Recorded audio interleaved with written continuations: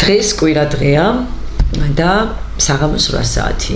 ეს იმას ნიშნავს, რომ დღეს ეთერშია ჩემი საავტორო გადაცემა სტუმრად მაკაბრეგაძესთან, რომელიც ყოველ კვირას გადის 8 საათზე. რაც შეეხება ჩვენი ტელევიზიის შესახებ, მაინც შეგახსენებთ, რადგან ყოველთვის ვახსენებ ჩვენს მაყურებელს, თუ როგორ უნდა ნახოს ჩვენი გადაცემები, მაგთიზე ნომრით 46, სილქნეზე ნომრით 259, ახალქსელებზე ნომრით 292, ვართმაი ვიდეოზე, რა თქმა უნდა, გვაქვს სოციალური ქსელები, YouTube და Facebook გვერდი. და გვაქვს ასევე სატელიტური მაუწყებლობა და ყველა ქვეყანაში ქალაქში შეგიძლიათ ჩვენი გადაცემების ნახვა. რაც მთავარია, ვართ 24 საათიან მაუწყებლობაზე და თქვენ გაქვთ საშუალება ნებისმიერი დრო გამოიყენოთ იმისათვის, რომ უყუროთ ჩვენს არხს. რაც შეეხება დღევანდელ ჩემს სტუმარს. დღევანდელი ჩემი სტუმარი გახლავთ თქვენთვის უკვე ძალიან ცნობილი პიროვნება და ადამიანი, რომელიც ყოველთვის ძალიან საინტერესო ფაქტებით და საინტერესო მტკიცებულებებით მოდის ჩემთან გადაცემაში. დღესაც ზუსტად იგივე მტკიცებულებებით მოვიდა ბატონი ლაზარე ჯორბენაძე, გახლავთ უფლებადამცველი და იურისტი. ჩვენი დღევანდელი თემა იქნება გიული ალასანიასა და მისი ოჯახის წევრების ქონება, დაგროვილი ქონება. ჩვენ წინა გადაცემაში ვისაუბრეთ უნივერსიტეტის ბაზაზე არსებულ ქონებაზე, ეხლა კი პირადად გიული ალასანიას ოჯახის ქონებაზე ვისაუბრებთ. მოგესალმებით. დიდი მადლობა, რომ მოგბრძანდით გადაცემაში კვლავ ჩემთან. ესე ვთქვათ, ეს გადაცემა და ციკლი გამოგვივიდა ჩვენ ეხლა და ძალიან საინტერესო. საჭიროება მოითხოვს საჭიროება ნამდვილად, ძალიან საინტერესო თემაა და გთხოვთ დავიწყოთ, აი რა მტკიცებულებებით ხართ დღეს ჩვენთან და რას გვეტყვით? ალასანიას ოჯახის ქონებაზე. მოითხოვა საჭიროებამ, რომ ეს ასე რომ ვთქვათ, ხაზი, რაც დავიწყეთ საქართველოს უნივერსიტეტიდან გაგვიგრძელებინა ესა და ამ ხაზის მიხედვით აღმოჩნდა და ფაქტობრივ გარემოება არსებობს, არის საჯარო რეესტრის, სამეწარმეო რეესტრის ამონაწილი, სადაც განათლივ ჩანს, რომ ამ უნივერსიტეტის დამფუძნებლები ქალბატონი გიული ალასანია, მანანა სანაძე და ნიკოლოზი იგივე ნიკოლას ალასანია, ამერიკის შეერთებული შტატების მოქალაქეა, არიან შენხარჩევი ბატონი ძალიან დიდი ფულის მასის გამправებლები საქართველოში. მე წინა გადაცემაშიც წავიკითხე და ახლაც გავამახვილებ ყურადღებას, რომ ამ უნივერსიტეტს და ამ ადამიანებს აფინანსებდა ამერიკის შეერთებული შტატების საერთაშორისო განვითარების საფინანსო კორპორაცია, ანუ USAID და დაფინანსების მიმღები გასაგებად წერია არის ალასანია ნიკოლას თემურის ძე, ამერიკის შეერთებული შტატების მოქალაქე. ანუ დაფინანსებას იღებდა ამერიკის შეერთებული შტატების მოქალაქე ნიკოლას ალასანია, რომელმაც საქართველოში ამ გზით შემოიტანა სავარაუდოდ მილიონობით დოლარი და ეს მილიონობით დოლარი მოხმარდა წლების განმავლობაში საქართველოში მიმდინარე ამ არეულ დარეულობას და იმ რაოდენობის ქონების შეძენას, რასაც ახლა მოგახსენეთ წინა გადაცემაში, რომ თვითონ საქართველოს უნივერსიტეტის საკუთრებაში, ანუ ბაზაზე არის დაახლოებით 120 მილიონი დოლარის ქონება, მათ შორის უმეტესობა გადაცემულია მიხეილ სააკაშვილის პრეზიდენტობის დროს და სავარაუდო კანონდარღვევით, თუმცა მე ისიც მოგახსენებთ, რომ საქართველოს უნივერსიტეტს ქონებები შეძენილი აქვს 2015 წლიდან მოყოლებული ქართული ოცნების ხელისუფლების ხელშეწყობით. ასე რომ ჩვენ გავაგრძელებთ ახლა პირადად გიული ალასანიას და მანანა სანაძის ქონებებზე.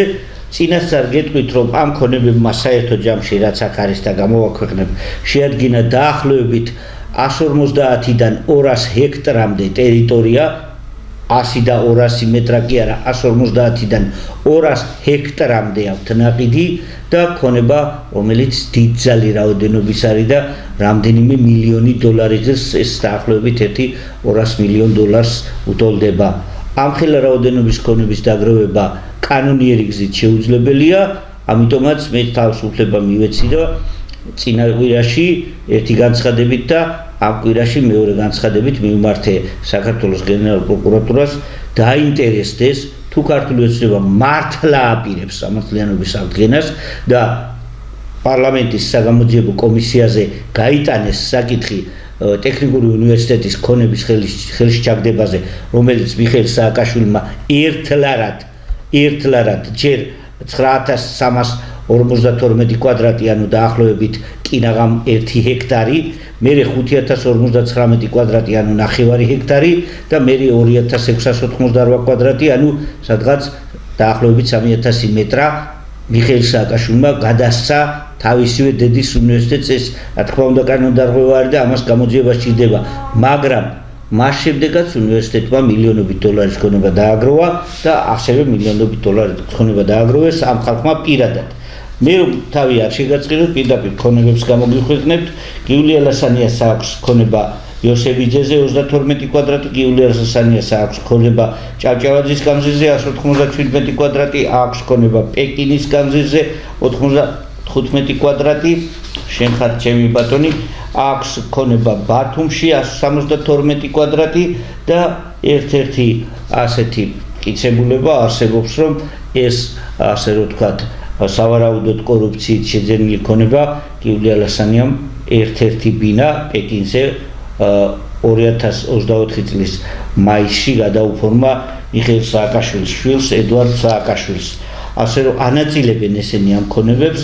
ბათუმში 172 კვადრატი, შენ ხარ ჩემი ბატონი, 510 კვადრატი მუხათწყაროში, ყვარელში მიხეილ სააკაშვილის ცნობილი ვენახი და ესენი ესე იგი ისე გადმოაფორმეს გიულია ლასანიაზე, რომ პროკურატურამ სამწუხაროდ ვერ იმუშავა და ეს ქონებები ვერ დააყადაღეს. 334 კვადრატი ყვარელში, კიდევ 251 კვადრატი შენობა ნაგებობა ყვარელში და ვენახი მიხეილ სააკაშვილის ცნობილი ვენახი, იქ რომ მართავდა მთავრობის ხდომებს 1313 კვადრატი ყვარელში. სოფელ ნატანებში 500 კვადრატი, სოფელ დიღმის საცდელმეურნეობაში 6161 კვადრატი, სოფელ დიღმის საცდელმეურნეობაში ეს პედუქიძემ რომ მიისაკუთრა 1146 კვადრატი, სოფელ დიღმის საცდელმეურნეობაში 1554 კვადრატი, სოფელ დიღმის საცდელმეურნეობაში კიდევ 1554 კვადრატი და ბათუმში გორგილაძის ქუჩაზე 899 კვადრატი, თავის შენობა ნაგებობით 172 კვადრატი. ეს ქონებები ისეთი ფორმით არის, რომ ამხელა ქონების და მით უმეტეს ამხელა რაოდენობის მიწების შეძენა კანონიერი გზით და კანონიერი ფულით შეუძლებელია.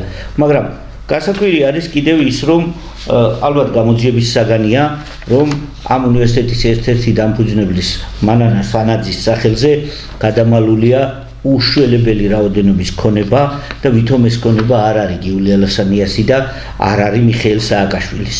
წარმოგიდგენთ მაგალითად ქალაქ თბილისის მერიის მონაწილეობით როგორ მიიღო სანაძემ ლისში 1283 კვადრატი ქალაქ თბილისის მერიამ მისცა საკუთრების მოწმობა 2024 წელს.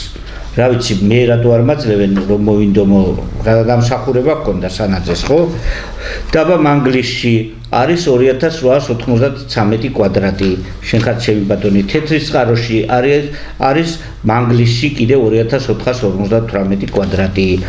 ლემშვენიერა ეს ძალიან საინტერესო რაღაცა არის, გარდაბანში ამათ აქვთ ჰექტორობით მიწები, რომელიც რო გადაემალათ, გადააფორმეს თავისივე მიერ დაფუძნებულ კომპანიაზე, სანაძესა და კიდევ ერთ პიროვნებას თოფურიძეს დაფუძნებული აქვთ კომპანია სანთოფურ 6 ჰექტარი ლემშვენიერაში 3 ჰექტარი სანთოფურზე გადაფორმებული, ლემშვენიერაში 18 ჰექტარი სანთოფურზე გადაფორმებული კიდევ ერთი კომპანია, რომელშიც საინტერესო რამე იკვეთება, ესე იგი დააფუძნებინეს გიულია ლასანიას მეორე ქმრის ნათესავებს. გიულია ლასანიას პირველი ქმარი ჰყავდა მიხეილ სააკაშვილის მამა და მეორე ქმარი ჰყავდა ფალიანი.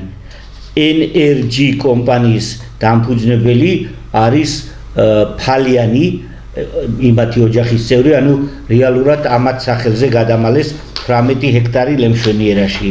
აგერ ბატონო, კიდევ ერთი 18 ჰექტარი ლემშვენიერაში აგერ ენერგიზე გადაფორმებული, კიდევ ერთი 6 ჰექტარი ლემშვენიერაში, გარდაბანში, 599 კვადრატი ქვემოლისში, მანანასანაძეზე, სანთოფურზე გადაფორმებული 3 ჰექტარი და 9059 კვადრატი სანთოფურზე გადაფორმებული, 15 ჰექტარი გადაფორმებული ლემშვენიერაში, გარდაბნის რაიონში, სანთოფურზე გადაფორმებული, სანთოფურზე გადაფორმებული 10 ჰექტარი სოფელ ლემშვენიერაში, შენხარჩევი ბატონი, ლემშვენიერაში მანანასანაძის სახელზე არსებული 12 ჰექტარი, შენხარჩევი ბატონი, დიღომში მანანასანაძის სახელზე არსებული 3815 კვადრატი, სოფელ ლემშვენიერაში არსებული კიდევ 15 ჰექტარი, სოფელ ლემშვენიერაში არსებული დამატებით სანთოფურზე გადაფორმებული კიდევ 15 ჰექტარი, ქვემოლისში არსებული მანანასანაძის სახელზე 490 კვადრატი, ლემშვენიერაში სანთოფურზე გადაფორმებული კიდევ 15 ჰექტარი, დააკვირდით რამდენი 15 ჰექტარი თქვი, ხო, ლემშვენიერაში სანთოფურზე გადაფორმებული დამატებით 15 ჰექტარი, ლემშვენიერაში ენერგიზე გადაფორმებული 3 ჰექტარი, ანუ 30000 კვადრატი,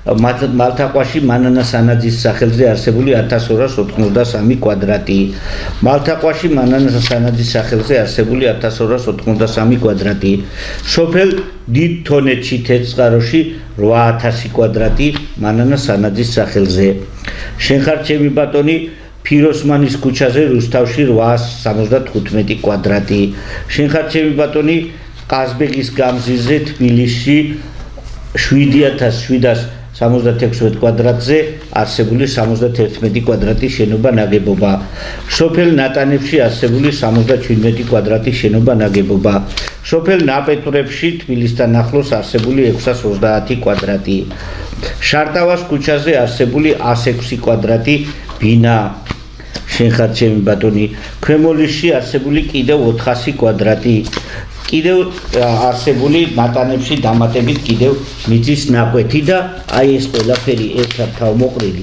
მე შევაჯამე და შეადგენს სადღაც ორივე ქალბატონის სახელზე არსებული ქონებები შეადგენს სადღაც 150-დან 200 ჰექტარამდე ტერიტორიას და სხვადასხვა შენობა ნაგებობებს რაც აკითხეთ, საერთო ჯამში თუ შევაჯამებთ საქართველოში არსებული ფასებით 150 ჰექტარი მიწის ნაკვეთები ამ ტერიტორიებზე, სადაც არის საერთო ჯამში შეადგენს სადღაც 150 მილიონ დოლარს, იმაზე ნაკლებს არა და დანარჩენ ქონებებსაც თუ დავამატებთ, ეს შეადგენს სადღაც 200 მილიონ დოლარს. შეიძლება მე თანხაზეც იყოს საუბარი. აი, თქვენ როგორ ფიქრობთ, პროკურატურა რამდენად მიიღებს გადაწყვეტილებას? ჩვენ გვაქვს უცნაური ტენდენცია, მე სპეციალურად წამოვიდე განცხადება საქართველოს პროკურატურის სახელზე, რომელიც ჩავაბარე, აგერ განცხადება და დიახ, მაინც რო დავაზუსტოთ, შეტანის ფურცელი ჩაბარებულია შენხარჩევი ბატონი 30 ივნისი 2025 წელი შეტანილია ოფიციალური ნომერია მინიჭებული, მე მაქვს მოსაზრება ძალიან მარტივი და ძალიან სწორი. მოსაზრება არის ასეთი. სამწუხაროდ საქართველოს პროკურატურა გაძეძგილია ნაციონალური მოძრაობის დროინდელი კადრებით, რომლებიც თვითონ ართმევდნენ ქონებებს მოსახლეობას და თვითონ იყვნენ რეჟიმის ნაწილი. ანუ პროკურატურა თვითონ იყო რეჟიმის ნაწილი ნაცმოძრაობის დროს. ამიტომაც ქართული ოცნების ხელისუფლებამ ვინაიდან ქართული ოცნების ხელისუფლება დანაშაულებრივ კავშირში შევიდა, ანუ გაურიგდა ნაცმოძრაობის დროინდელ პროკურატურას და სასამართლოს ჯალათ მოსამართლეებს, სამართლიანობა ამის გამო ვერ აღდგა. იმიტომ რომ თავიანთ თავს ხო არ დაიჭერდნენ, შეუძლებელი იყო თავიანთ თავის წინააღმდეგ. აქედან გამომდინარე მე ნაკლებად მაქვს იმედი, რომ საქართველოს პროკურატურამ რაიმე ქმედითი გააკეთოს, თუმცა ერთი უცნაურობა უნდა ითქვას, ეს საკითხი რამდენად კარგია, რამდენად ცუდია ეს მოსახლეობამ განსაჯოს. ქართული ოცნების ხელისუფლების პროკურატურა იძიებს იმ საქმეებს, რაც ქართული ოცნების პოლიტიკურ ინტერესებში შედის. კონკრეტულად ვინაიდან იმის ტექნიკური უნივერსიტეტის ქონების წართმევისა და ერთლად გადაფორმების საქმეზე საქართველოს პარლამენტის დროებითი საგამოძიებო კომისია დაინტერესდა, ვინაიდან ის დაინტერესდა და ამ საქმეზე მოსმენა იყო კომისიაზე, ესე იგი ქართული ოცნების პოლიტიკურ ინტერესში შედის ამის გამოძიება. მე დავეხმარე ქართული ოცნების ხელისუფლებას, კი არ ემსახურებს გულწრფელად ვამბობ, რომ ქართული ოცნების ხელისუფლება არანაირ მხარდაჭერას და მით უმეტეს დახმარებას არ ემსახურებს, იმიტომ რომ მათ თვითონ თავიანთ კისერზე არის ის უშველებელი ტვირთი, რომლითაც რასაც ქვია, რომ სამართლიანობის აღდგენაზე ქართული ოცნების ხელისუფლებამ თვითონ თქვა უარი. ვინმეს არ დაუძალებია არაფერი, ვინმე რამეს და ახლა გვიცხადებენ ტელევიზიით ხშირად მოისმენთ ქართული ოცნების პარლამენტის თავმჯდომარის მოადგილე, უმრავლესობის ლიდერი მამუკა მდინარაძე და თვით პრემიერ-მინისტრიც კი, დღევანდელი მოქმედი პრემიერ-მინისტრი ყოფილიც მაგას ამბობდა, მაგრამ მოქმედი ხშირად იმეორებს. Deep State-ის ზეგავლენის ქვეშ ვიყავით, Deep State-ის ზეგავლენის ქვეშ ვიყავით. Deep State-დან მოვიდა დავალება, Deep State-ის, ესე იგი გამოდის, რომ ქართული ოცნების ხელისუფლება აღიარებს, რომ წლების განმავლობაში თვითონ ქართული ოცნების ხელისუფლება იყო Deep State-ის ზეგავლენის ქვეშ და Deep State-ის ზეგავლენის გამო საქართველოში არ აკეთებდა ისეთ საქმეებს, რაც ქართული ერის ინტერესებში შედიოდა. აქედან გამომდინარე, ნახოთ, დავაკვირდეთ, თუ ქართული ოცნების ხელისუფლება პროკურატურის სახით პოლიტიკურ ნებას გამოხატავს, მაშინ გამოიძიებს. თუ არ გამოხატავს, არ გამოიძიებს. კარგით, ერთი კითხვა მინდა დაგისვათ, იმიტომ რომ დრო იწურება და მაინც რომ ვისწროთ. აი თქვენ როგორ ფიქრობთ, როგორც თქვენ დაუშვათ დაინტერესდით მოიძიეთ მასალა და დოკუმენტაციით ხართ ახლა დღეს ჩემთან ხომ სტუმრად. მსგავსი манипуляცია შეეძლო თუ არა პროკურატურას დაინტერესებულიყო, გამოეთხოვა ეს მასალები, გაცნობოდა და აღეძრა საქმე. თუ დაუშვათ თვლის რომ ნამდვილად ეს საქმე უნდა გამოძიებულ იქნას და აღასრულონ სამართლიანობა. აი როგორ ფიქრობთ, დაუშვათ რატო ჭირდება პროკურატურას ის, რომ აი დაუშვათ თქვენ ეხმარებით? პრინციპში თავისი საკუთარი ნებით რატო გააკეთეს ეს იმ ქვეყნის საქმე, სადაც ერთი ჩვეულებრივი რიგითი იურისტი, მე ჩემ თავზე დიდი წარმოდგენა არ მაქვს, მე ვარ ერთი ჩვეულებრივი რიგითი იურისტი, რომელსაც პრეტენზია მაქვს, რომ ჩემი ქვეყანა არის გადასარჩენი, ჩემი ქვეყნის ხელისუფლებებმა უпростоრად იქიდან მოყოლებული რა დროსაც ჩამოაგდეს სვიად გამსახურდია ეს ეროვნულად მოაზროვნე ქართველი პატრიოტი კაცი, იქიდან მოყოლებული არც ერთი ხელისუფლება არ ყავდა, არც მიხეილ სააკაშვილის ხელისუფლება, არც ედვარდ შევარდნაძის ხელისუფლება და სამწუხაროდ არც ქართული ოცნების ხელისუფლება, რომელიც გამოხატავდა ქართველი კაცის, ქართველი ერის ინტერესებს. მე მეგონა, რომ ქართული ოცნების ხელისუფლება გამოხატავს ქართველი ერის ინტერესებს, მაგრამ ქართული ოცნების ხელისუფლება დანაშაულებრივ კავშირში შევიდა ნაცმოძრაობის დროინდელ რეჟიმთან, ამიტომ პროკურატურამ არაფერი არ გამოიძია. ვერ გამოიძია კი არა. აი უყურეთ რა შეა საქმე. პროკურატურას სრული ბერკეტი აქვს, ყველაფერი სამართლებრივი, სრული ბერკეტი აქვს. პროკურატურის დადგენილება სავალდებულოა შესასრულებლად ყველა პირისთვის, მათ შორის პრეზიდენტის და პრემიერ-მინისტრისთვისაც, ანუ პროკურატურას ამ 12-13 წლის განმავლობაში სრულად შეეძლო ყველანაირი ქონება მოეძიებინა და დაეყენებინა სამართლებრივი შედეგი. მაგრამ ესენი ერთმანეთთან არიან შეკრული. თქვენ გონიათ ახლა რომ არ არიან ერთმანეთთან შეკრული. არა. აი ფაქტობრივი გარემოება გიჩვენეთ, რომ თბილისის მერიამ 1293 კვადრატი ზემო ლისზე მიყიდა მანანა სანაძეს. რა დამსახურების გამო მიყიდა მანანა სანაძეს? ან რა დამსახურების გამო ატარებდა, აი წინა გადაცემაში ვთქვი, რა დამსახურების გამო ატარებდა 2017 წლიდან მოყოლებული ქართული ოცნების ხელისუფლება დახურულ აუქციონებს, სადაც ქონებას ყიდდა საქართველოს უნივერსიტეტის სახელზე ჰექტრობით მიწებს, კაცო, თეთრწყაროში, მანგლისში ჰექტრობით მიწებს. ესე იგი, იყო აქ რაღაცა დაინტერესება. ამ დაინტერესებას უნდა დაერქვას თავისი სახელი. ან კორუფციული გარიგება იყო ეს ყველაფერი, ან პოლიტიკური ნება იყო, ანუ Deep State-ის ზეგავლენის ქვეშ იყვნენ. ქართული ოცნების ხელისუფლება არ უარყოფს, რომ Deep State-ის ზეგავლენის ქვეშ იყვნენ, მაგრამ დასასმელია ერთი კითხვა. Deep State-ის ზეგავლენის ქვეშ ახლა არის ქართული ოცნების ხელისუფლება ისევ? ჩვენ რა ვიცით, რომ არ არის. ის ამბობს, რომ იყვნენ ზეგავლენის ქვეშ. და ახლა Deep State-ის ზეგავლენის ქვეშ არის ქართული ოცნების ხელისუფლება, იმიტომ რომ რეალურად ხალხის სასარგებლო საქმის კეთებას მე ვერ ვხედავ. თუ ვინმე გამოვა და დამიმტკიცებს, რომ ქართული ოცნების ხელისუფლება რამეს აკეთებს ხალხის სასარგებლოდ, რამეს, აი რომელი ერთი ჩამოვთვალოთ, ხო? მინისტრთა კაბინეტს დააკვირდით სავსეა ნაციონალური მოძრაობის დროინდელი კადრებით. დანიშნეს განათლებისა და მეცნიერების მინისტრად ჯერ ის ვინც ყავდათ წულაძე. კაცო, წულაძე ადეიშვილის ლუბიმჩიკი იყო, ადეიშვილის მრჩეველი იყო და მოსამართლედ დანიშნა ადეიშვილმა და უზენაეს სასამართლოს მოსამართლედ დანიშნა ადეიშვილმა. მერე წამოიყვანეს სამართთა მინისტრის მოადგილედ დანიშნეს 2017 წელს, მერე 2019 წელს მინისტრად და მინისტრად ყავდათ. ხო, თუ 2022 წელს. ახლა რომ ვინც დანიშნეს, აი ახლა ვინც დანიშნეს, ხო? მიქაძე. დიახ. მიქანაძე. გივი მიქანაძე, ვინმეს თუ აინტერესებს, რომ მე ყოველს ვამბობ, გივი მიქანაძეს თავის ბიოგრაფიაში, პარლამენტის წევრობის ბიოგრაფიაში უწერია, რომ გივი მიქანაძე იყო პენიტენციალური სისტემების რეფორმირების ჯგუფის ტრენერი და მერე ამ ჯგუფის ხელმძღვანელი 2004-2006 წლებში. ანუ გივი მიქანაძე უტარებდა ტრენინგებს ნაციონალური მოძრაობის პენიტენციალური სისტემის თანამშრომლებს იმ დროს, როდესაც ეს რეჟიმი აი სიკვდილამდე სცემდა პატიმრებს და მე ჩემთავზე მაქვს გამოცნილი რა მდგომარეობა იყო. ანუ ციხეებში რო იყო ესეთი საშინელი მდგომარეობა, იმათ ტრენინგებს უტარებდა გივი მიქანაძე.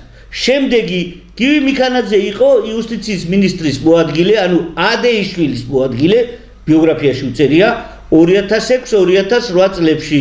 ადეიშვილი იყო პროკურორი და მოადგილე იყო გივი მიქანაძე. გივი მიქანაძეს ებარა სასჯელახსულების სისტემა, ანუ კურირებდა სასჯელახსულების სისტემას. ანუ 2006-2008 წლებში რა საშინელებებიც ხდებოდა სასჯელახსულების სისტემაში, ამის კურირება ევალებოდა გივი მიქანაძეს. თუ ეს არ იყო რეჟიმის წევრი, აბა მაშინ ხმა ვინმე მომოიღო გივი მიქანაძის გაპროტესტებული გინახავთ რეჟიმს ახორციელებს ნაცმოძრაობაო 2008 წელს. 2008 წლიდან გივი მიქანაძე იყო გაეროს განვითარების პროგრამის წარმომადგენელი საქართველოში. ანუ ფული დაფინანსება გაეროდან რომ მოდიოდა გივი მიქანაძე კურირებდა ამას. ეს არ იყო deep state-ი? deep state იყო, აბა რა იყო აბა deep state? შემდეგი deep state-ი პატიცემული დღევანდელი პრემიერ-მინისტრი 9 წელიწადი ნაციონალური მოძრაობის დროს იყო ფონდი ღია საზოგადოება საქართველოს პროგრამების ხელმძღვანელი. ფონდი ღია საზოგადოება საქართველოს ოფიციალურად ამერიკის პრეზიდენტმა განაცხადა, რომ საქართველოში ფინანსდებოდა USAID-ის ხელით. ანუ იმ ორგანიზაციის ხელით, რომელზეც ამერიკის პრეზიდენტმა თქვა, რომ ჩვენო ამ ორგანიზაციის ხელითო ვაფინანსებდით სახელმწიფო გადატრიალებებს და რევოლუციებს სხვა ქვეყნებში. ამ ფონდის პროგრამების ხელმძღვანელი იყო ბატონი კობახიძე, პრემიერ-მინისტრი 9 წელიწადი. კაცო, ეს არ იყო deep state-ი? და deep state იყო, აბა რა იყო და თუ deep state-ის უშუალო წარმომადგენელი გვყავს პრემიერ-მინისტრად, ახლა ჩვენ რა გარანტია გვაქვს? ხო, დავსვათ კითხვა. გარანტია გვაქვს, რომ დღეს არ არის ზეგავლენის ქვეშ? არ გვაქვს. ალბათ ეს უკვე გამოჩნდება, როდესაც პროკურატურა მიიღებს ესე ვთქვათ გადაწყვეტილებას, მე ესე დავარქმევდი. გამოიძიოს თუ არა ეს საქმე და ასევე დაგეხმარეთ ბატონო თუ მრავალი მსგავსი საქმე და ალბათ მაყურებელიც და ჩვენი საზოგადოებაც გაიგებს რამდენად ესე ვთქვათ სამართლიანად მოხდება სამართლიანობის აღდგენა ჩვენს ქვეყანაში, რადგან ეს მგონი უნდა დადგეს ეს ფაქტი ოდესღაც მაინც, რომ ისევ ადამიანების მითვისებული ქონება და ისევ ჩვენი ქვეყნის მითვისებული ქონება, რაც ეკუთვნის ჩვენს ერს, ჩვენს ხალხს ეკუთვნის ეს და არა რომელიმე კონკრეტულ მთავრობას. ამიტომ მე ვიმედოვნებ, რა თქმა უნდა, როგორც ყოველთვის მომავლის იმედით მინდა დაგემშვიდობოთ და მაინც ნამდვილად იმედი მაქვს კიდევ, რომ ჩვენი დღევანდელი ხელისუფლება გამოიძიებს და აღადგენს სამართლიანობას. დავამატებ, თუ შეიძლება არავის მიმართ კონკრეტულად რაიმეზე პირადი ინტერესი არ მაქვს, რომ ვინმე მარიფიქროს, რომ რაღაცა ყველას უყურებ ერთი საზომით. ვინც არ უნდა იყოს, მიაყენა ზიანი ქვეყანას, მიაყენა ზიანი სახელმწიფოს, მიაყენა ზიანი ერს, ვინც არ უნდა იყოს ჩემიანი თუ სხვისიანი, უნდა დაისაჯოს. და ამას ჩვენი ხელისუფლება არ აკეთებს და თვალნათლივი მაგალითია რომ აგერა 200 ჰექტრამდე მიწა აქვს მარტო თვითონ. ერთი 100 ჰექტარი უნივერსიტეტს აქვს და 300 ჰექტარი ვინმე მითხრა საიდან შეიძლება იყიდო და გქონდეს. რანაირად? და თუ არ არის ეს დანაშაული, მაშინ დამიწერეთ ქაღალდზე, რომ 300 ჰექტარს რო იყიდი ასეთი გზით, დანაშაული არ არისო და დაგიჯერებთ. არავის არ აქვს ესე ვთქვათ უფლება ჩვენს ქვეყანაში მე მოსახლეობაზე ვამბობ უბრალოდ რომ თავიანთი მიწები გაიფორმონ და იმტკიცონ და საკუთრებაში კონდეთ და ამ დროს ამ პარალელურად ხდება ისეთი რამ რომ საქართველოს მიწებს რომელიც შედის ესე ვთქვათ ჩვენი ქვეყნის საერთო საკუთრებაში რატომღაც ყიდულობენ სხვადასხვა გზით ესე ვთქვათ ჩვენი პოლიტიკოსების ოჯახები და ასე შემდეგ. რა თქმა უნდა, ყველა შეუძლია იყიდოს რაღაც და ეს მისინება და თავიანთი თანხა, მაგრამ ეს როდესაც ამას კორუფციული ხასიათი აქვს და აქვს ძალიან ისე ვთქვათ, ბუნდოვანი ისტორია, აი ამ ყველაფერს ეს ძალიან საეჭვოა და მე მგონი რომ პროტესტის გამოთქმის ნამდვილად არ უნდა გვიშინოდეს. სამართალი ყოველთვის უფლის წინაშეც და ხალხის წინაშეც ძალიან მნიშვნელოვანია. ძალიან დიდი მოგზაურობისათვის და აი ესეთი ესე ვთქვათ დოკუმენტაციით რომ როგორიც თქვენ გაქვთ ყოველთვის და ცდილობთ რომ დაეხმაროთ ქვეყანასაც საზოგადოებას მეტი ინფორმაცია მიაწოდოთ და ძალიან დიდი მადლობა ჩვენს მაყურებელს რომელიც აინტერესებთ ჩვენი გადაცემები ყოველთვის წერენ და ინტერესს გამოხატავენ დიდი მადლობა იმ სითბოსთვის და ყურადღებისათვის დროებით გაგრძელოთ